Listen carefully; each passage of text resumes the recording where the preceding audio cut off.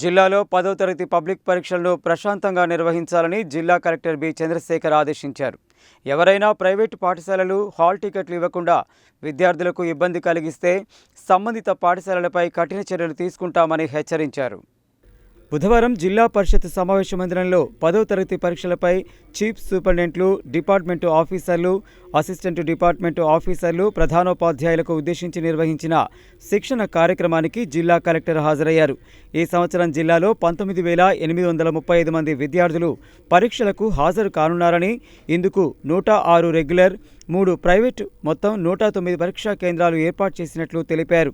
ప్రతి పరీక్షా కేంద్రంలో తప్పనిసరిగా సీసీ కెమెరాలు ఏర్పాటు చేయాలని, ప్రతి సెంటర్లో సిబ్బంది నియామకం, స్పెషల్ స్క్వాడ్ ఏర్పాటు చేసి కట్టుదిట్టమైన పర్యవేక్షణ చేయాలన్నారు.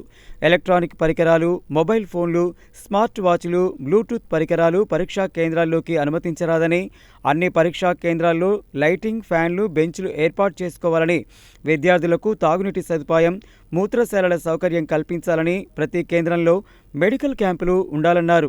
ఎవరైనా ప్రైవేటు పాఠశాలలు హాల్ టికెట్లు ఇవ్వకుండా విద్యార్థులకు ఇబ్బంది కలిగిస్తే సంబంధిత పాఠశాలలపై కఠిన చర్యలు తీసుకుంటామని హెచ్చరించారు.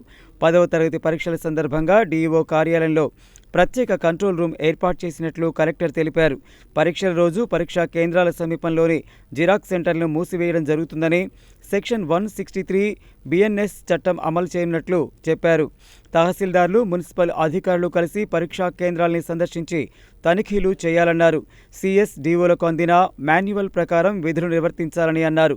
విద్యార్థులు ప్రశాంత వాతావరణంలో పరీక్షలు రాసి మంచి ఫలితాలు సాధించడమే అందరి బాధ్యత అని కలెక్టర్ చెప్పారు. పరీక్షలను విజయవంతంగా నిర్వహించేందుకు అన్ని శాఖల అధికారులు సమన్వయంతో పనిచేయాలని కలెక్టర్ కోరారు. జిల్లా విద్యాశాఖ అధికారి భిక్షపతి, జడ్పీ సీఈఓ శ్రీనివాసరావు ఉన్నారు.